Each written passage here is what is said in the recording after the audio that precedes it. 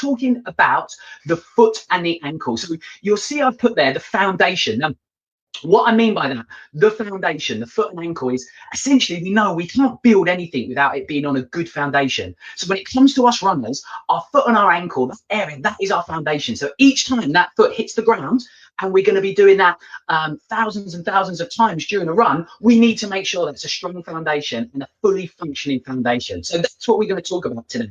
So as we make our way through this, guys, in this webinar, what are we going to be talking about? Well, tonight we're going to be talking about the injuries of the foot and the ankle.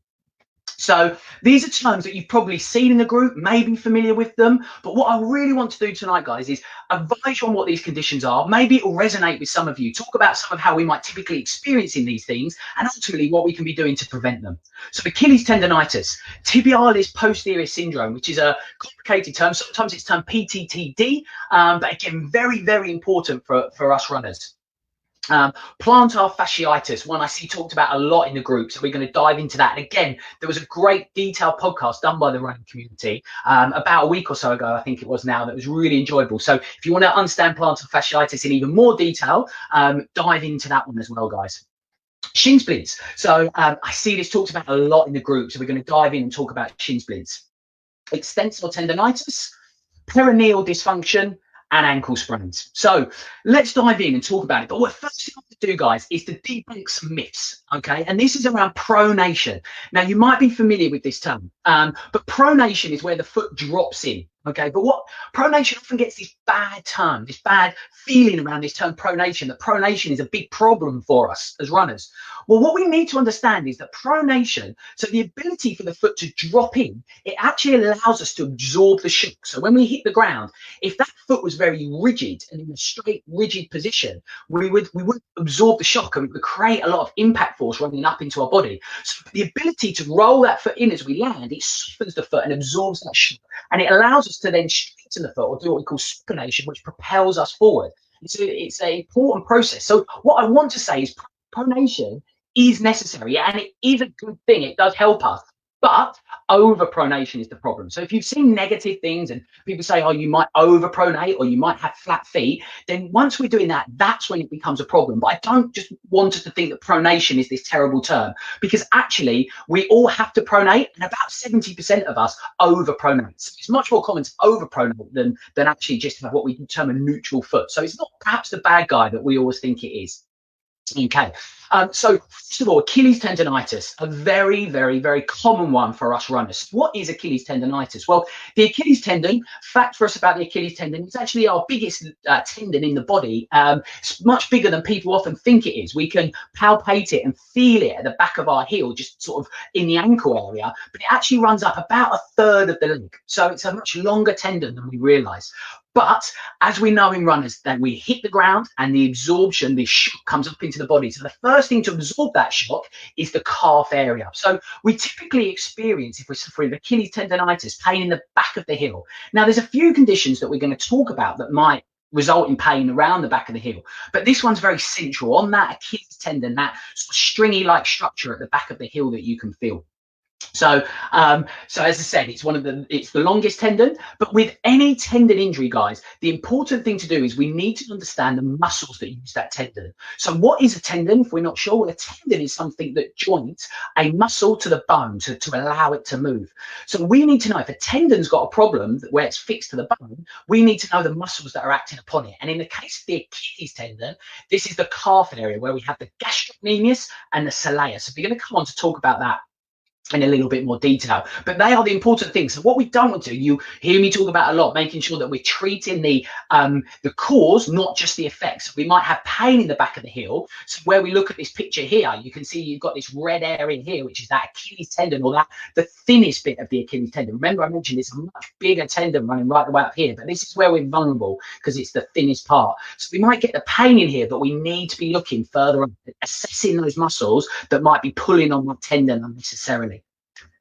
Okay, so the first thing, whenever we're looking to resolve a tendon injury, we need to understand the flexibility of those muscles. Once we're happy with the flexibility of those muscles, then as quick as we can, we need to start loading the tendon. And what I'm going to do first of all, guys, is talk through the conditions and then talk about some of the things that we can do around those. Okay, so tibialis posterior syndrome, or PTTD, as I mentioned at the start. So what is the tibialis posterior? Well, the tibialis posterior, if we think about what that means, posterior means the back, tibialis, the tibia is our main leg bone. So we have a muscle on the back of our main leg bone. So it's a deep calf muscle. And what this muscle does is it runs down the leg and then it wraps around the inside of the ankle. So the inside part. So if you all feel now into your ankle, you'll feel the bony bit on the inside of your ankle, which is called your medial malleolus. And wrapping around the underside of that is your tibialis posterior tendon. So if you've been feeling pain inside of the ankle, and again, this is typically an overuse condition. So you may not feel it at the start of runs, but during a run, at the end of run, or even the next day, if you're getting pain around that inside bony part, there's a good chance that it could be a problem with this tibialis posterior, which is a deep calf muscle. This condition is really kind of something that is almost exclusive to us runners. We don't tend to see it in many other sports, but in running, it's a very, very common condition to suffer with, but often missed. People often think of it as a Achilles problem or a calf problem, but actually what we find when with deeper investigation is that calves fine, the Achilles fine. It's that we look at this deeper muscle, this tibialis posterior. So what you're looking for with this one, guys, is pain around the inside of the ankle. As I said, it's almost exclusively seen in us runners. Now, the muscle is very difficult to stretch because it's so deep and we have these big calf muscles on top of it. But if you're familiar, and we're going to talk about these and show you resources of how you can pick up these stretches, but if you know how to stretch your calf area or your soleus muscle, next time you're doing it, try turning the heel outwards. So the back leg, the leg that you're stretching with your heel flat on the floor, then spin it outwards and you'll feel the stretch move towards the inside and almost towards the back of that shin. So crucial, even if you haven't got pain there, guys, at the moment, for us runners, we know we're going to be using this muscle a lot. So make sure that when you're doing your calf stretches, which are so important, as we're going to talk about in a bit through this webinar, you're not forgetting that tibialis posterior, because that's why it results in us problem for us runners. Okay, plantar fasciitis. Now, I'm sure we may, if we've been in the running community group for a period of time, we've seen this term talked about. It's out there a lot. First of all, what is the plantar fascia? The plantar fascia is a layer of connective tissue, connects our heels to our toes, on the base of the foot. So we can see that here running right the way along there. So that's the plantar fascia. So the plantar fasciitis is when we get a problem in this area, or a soreness in this area. And this typically presents itself with pain either on the underside of the heel, or for me, the big hot spot is in the arch of our foot. Okay, so if you've got soreness in them, there's a good chance that it might be a plantar fasciitis type pain. I call this one the hobble to the bathroom condition. The reason is I suffered this condition myself as well. But again, typically talking to people, I remember it when I suffered with it as I'd wake up in the morning, and have to hobble my way to the bathroom. And once I got to the bathroom and used the toilet and the wash, whatever I was doing, then I started to get going and it felt a little bit better. But those first few steps when my foot hit the floor in the morning was always that reminder that I had this plantar fasciitis condition. So if you've had any of that pain, guys, that may be what it's likely to be. Now, I often talk about plantar fasciitis as being a secondary condition. Now, what I mean by that is if you're suffering with plantar fasciitis, what I would be thinking there is that it's probably showing us that there's a dysfunction somewhere else as well that has resulted in this condition. Now, the reason I say that is the plantar fascia is a dumb bit of tissue on the bottom of the foot. It doesn't have some of the intellectual properties that the muscle structures like the calf and the gastrocnemius, the soleus, the tibialis posterior that I've mentioned have. So what happens is this structure just gets beaten up at the bottom of the foot. So what we need to do is know what's doing the beating. So yes, plantar fasciitis is a condition in its own self, but actually what we're seeing there is that it's telling us that there's a problem somewhere else. So yes, we've got to treat that condition, but again, it means we've got to go back and understand the cause. So yeah, so as I say, the key is establishing the root cause. But having said that, I don't want to ignore the fasciitis. So things like rolling of a ball into the fascia can be really helpful. As I say, I love a lacrosse ball. I think a lacrosse ball is a fantastic tool for self-massage, and I tend to have one on my desk with me here. And just, you know, if I'm working away and after a run, I might just get in and roll out that plantar fascia because it's a common hotspot, as I mentioned, in that arch of the foot. So one tip there, guys, if you are suffering with that pain, is yes, to get a lacrosse ball, or think of density. So a cricket ball, a hockey ball. People tell me frozen water bottles can work nicely as well. But work into that fascia, but don't just think it's going to solve everything. Make sure we're finding out what's actually causing that.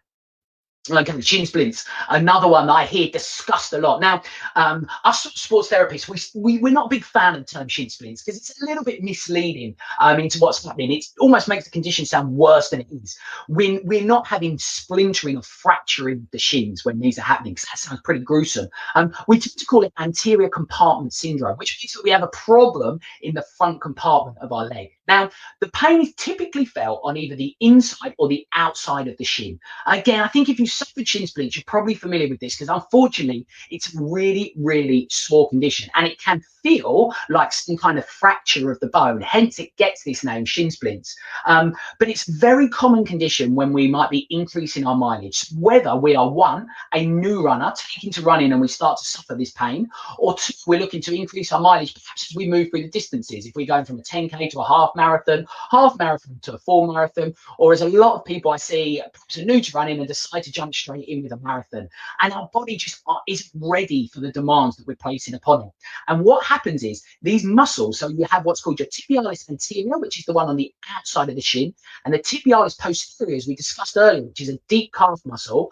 They both wrap around and they attach onto the shin bones. So if we get dysfunction in these muscles, they start to pull at their attachment at the shin and they disturb them. They cause bruising. They cause irritation to the outside layer of the bone, which we call the periosteum. So they're very, very sore condition. What we tend to find, the good news about shin splints is if we get onto it pretty quickly, we can look to work with it. But what it is showing us is there's a dysfunction. So things that race onto the shins is a nice way to settle it down after a run. But again, similar to plantar fasciitis, it's this condition that's showing us that there's a dysfunction. So we need to be finding out the cause. That could be a lack of flexibility. That could be a lack of strength, the demands that you're looking to place as you increase those mileage.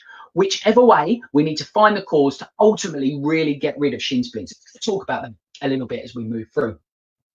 Extensor tendinitis, slightly less common, slightly less well known, but certainly a condition that affects people. Now, this one is very sort of significant or individual, I should say, in the fact that the pain is felt on the top of the foot. So we have these tendons, and again, if you look down at your feet, you can probably flex your toes up, see some of these tendons running down towards your toes. So if we get an irritation in those tendons, that can be really sore. So it's typically felt in the top of the foot and around the midfoot, around the sort of metatarsal, if you're familiar with that, the metatarsal area. So because these tendons, as I say, you can see those tendons on your foot. So they're very superficial. So as a result, they can become easily irritated.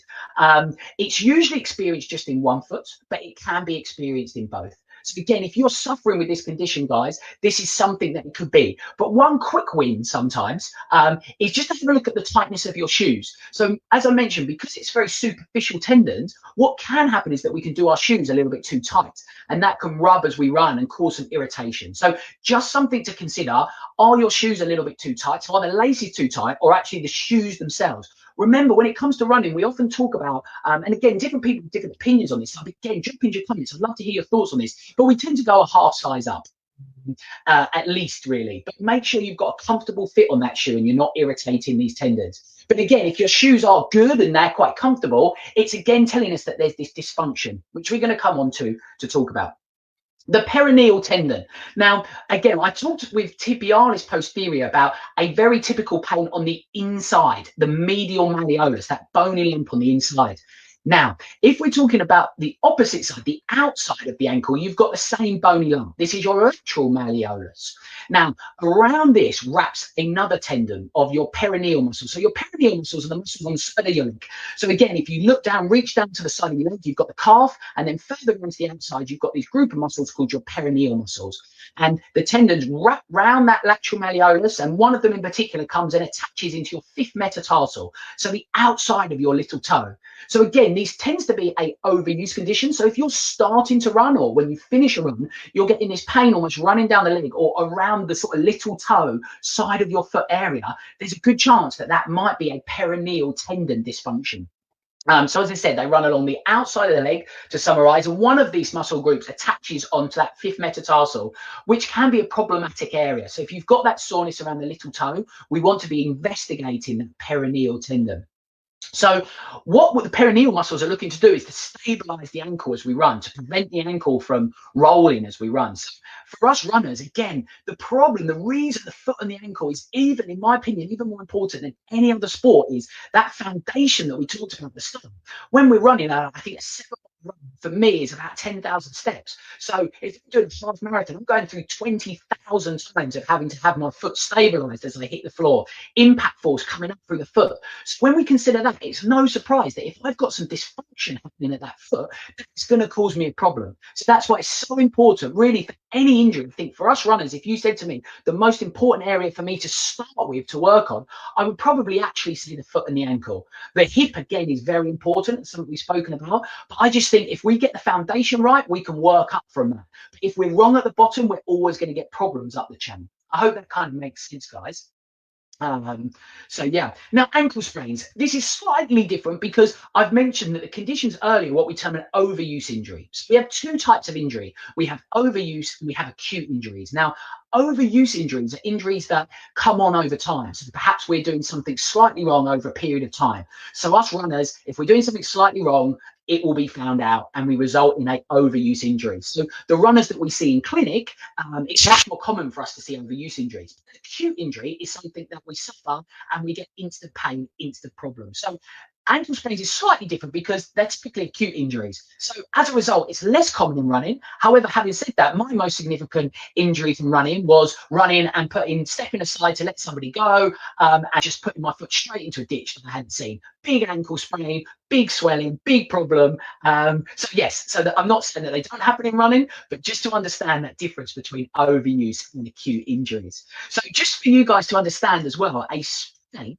in case we're not aware, is an injury to the ligament rather than the muscle or tendon, which we tend to term a strain. So it's sprain and strain. Again, if it helps, guys, kind of how my brain thinks, but back in university, they used to think, well, strain has a T in it, so therefore it's a tendon which connects a muscle. So that's how I remember the difference between strain and sprain. That helps you guys out.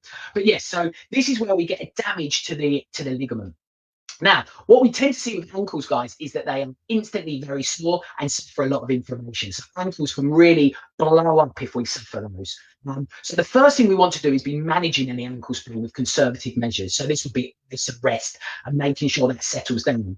But then when we get on to the nitty gritty of the rehab, we need to be making sure we're improving our range of motion, our dorsiflexion, which we're going to come on to talk about, and making sure that we're improving balance, or what we term proprioception. Our ankle ligaments are vital in giving us balance. If you've got an ankle sprain and those ligaments have been damaged, you will lose the ability to balance yourself. So what we typically see, and this is what happens in runners, is they might have had injuries in the knee, in their hip, further up the channel.